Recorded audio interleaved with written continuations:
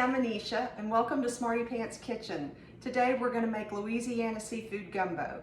This is a recipe that was handed down to me from my grandmother, and it was handed to her from my granddad's mother. So this recipe's been in the family for a long time, and we're going to make the roux the old-fashioned way. So get your wooden spoon and be patient. We'll see you in a bit.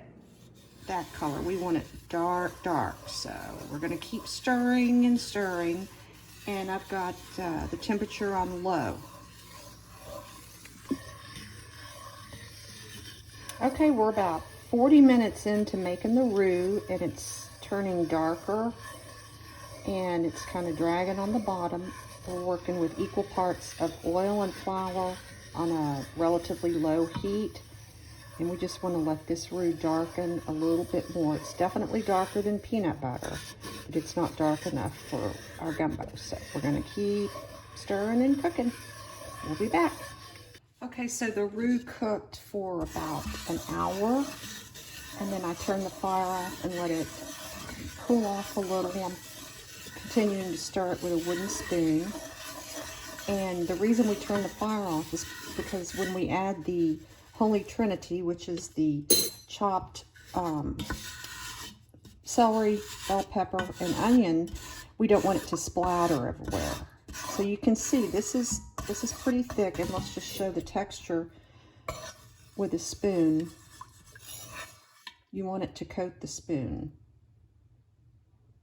It's not super thick, but it will coat the spoon. So this is how we want it. So I'm going to turn the fire on low and continue to stir, and then I'll add the chopped green bell pepper, onion, and celery, which is the Holy Trinity.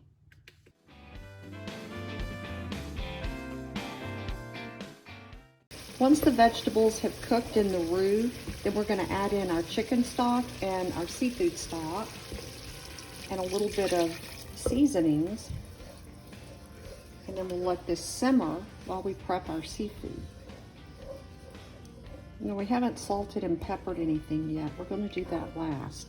But for right now, we'll add in a teaspoon of garlic powder and a teaspoon of cayenne.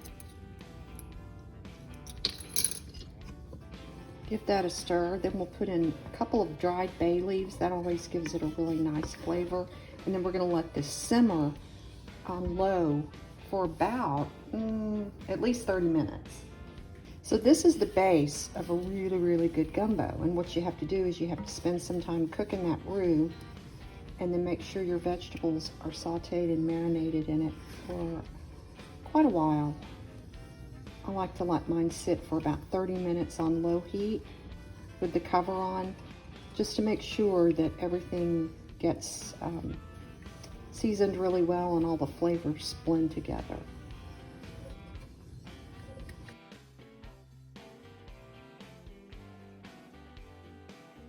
So the gumbo's been cooking for about 45 minutes, just simmering on low for all those flavors to marry. So now I'm going to add in the okra, and I just used frozen okra. We'll put that in and turn the heat up so that this can come to a gentle boil, and the okra will get tender, and then we'll add in our shrimp and our crab meat. So we'll let this get done a little bit. Probably put this in about 30 minutes before you want to serve the gumbo. And then, of course, when we get ready to serve it, we'll take the bay leaf out.